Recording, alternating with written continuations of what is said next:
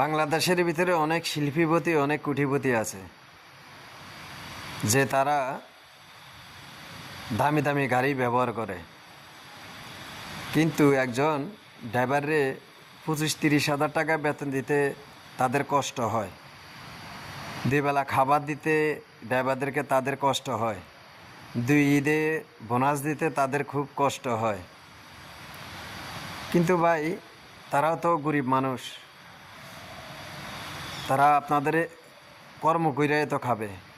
একজন ড্রাইভারকে তেল চুরি করার দায়ে চাকরি থেকে বরখাস্ত করেন, ওই টাকা চুরি করার বরখাস্ত করেন। আরে ভাই, তারাও তো মানুষ। আপনারা ড্রাইভারদের সাথে, আপনারা যারা কোটিপতি আছেন ড্রাইভার রাখছেন, তারা ড্রাইভারদের সাথে খারাপ ব্যবহার করেন। আরে ভাই, তারা তো মানুষ, তারা কার কাছে বলবে দুঃখের কথা? তারা কি কেউ আছে দুঃখগুলো শোনার মতো?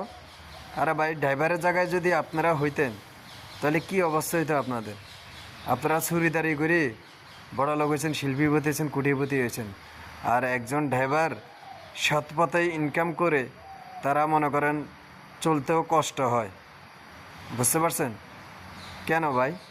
আপনারা পয়সাওয়ালা হয়েছেন চুরিদারি করে। কোনো ড্রাইভার তো আপনার গাড়ির তেলও চুরি করে না, টাকাও চুরি করে না।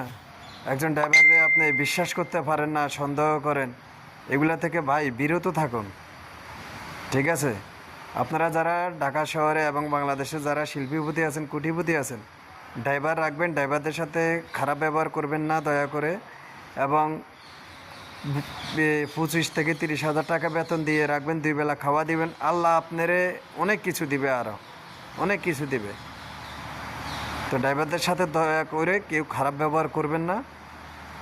তো আল্লাহর কাছে গজব দিলে, আল্লাহর কাছে বিচার দিলে ড্রাইভারের অভিশাপে একদিন ধ্বংস হয়ে যাবেন। টাকা পয়সা কবরে নিয়ে যাবেন না ভাই, কিছু গরিবেরও দেন, আল্লাহর কাছে সোয়াব পাইবেন। একটা ড্রাইভারে খাড়া করাই দেন, গদ্দার করে দেন, আল্লাহ খুশি হবেন।